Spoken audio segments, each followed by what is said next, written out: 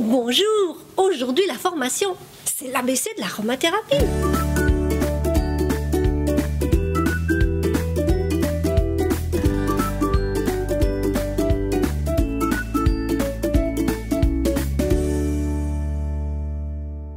Attention, il existe, que ce soit en parution de magazines, via le net, via le bouche à oreille, une pléthore d'informations qui va du très scientifique au charabia du n'importe quoi de charlatan.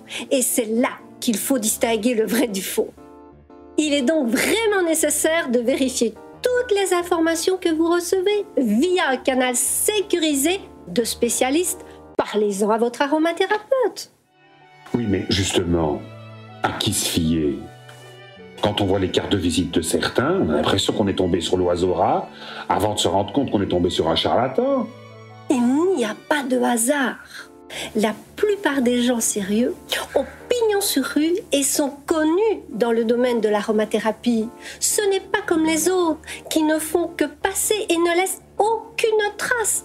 Il faut donc bien vérifier et croiser les informations. Ça me semble tout à fait normal de vérifier la source de nos informations. Il ne me viendrait vraiment pas à l'idée d'utiliser une huile essentielle dont je n'aurais pas la liste des composantes complète. Et vous faites bien. En ce qui concerne l'aromathérapie, c'est une science exacte. Il existe en fait différentes écoles. Certaines s'arrêteront au niveau pharmacologique, c'est-à-dire uniquement traiter le symptôme par l'huile essentielle, tandis que d'autres iront beaucoup plus loin et chercheront d'où vient cette problématique. J'en conclus qu'une aide professionnelle est nécessaire.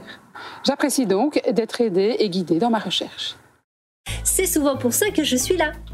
Et n'oubliez pas que l'aromathérapie participe d'un système beaucoup plus large. Il ne faut pas qu'un arbre vous cache la forêt.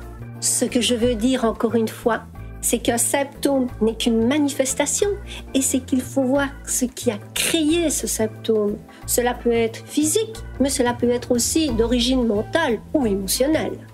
J'ai un programme de formation en ligne, Sentir et Ressentir, disponible à certains moments de l'année. Vous pourrez ainsi, de chez vous et à votre propre rythme, suivre cette formation. Elle est basée en fait sur plus de 2 décennies de formation en live et sur des conseils donnés à plusieurs milliers de clients à ma boutique. J'y inviterai aussi d'autres spécialistes connus mondialement pour leurs compétences en la matière. En conclusion, les huiles essentielles ne sont pas la panacée universelle.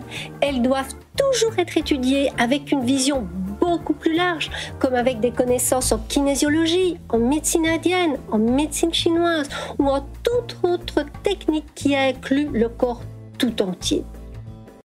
Doum doum et à une prochaine émission de Marie-France Pierre TV.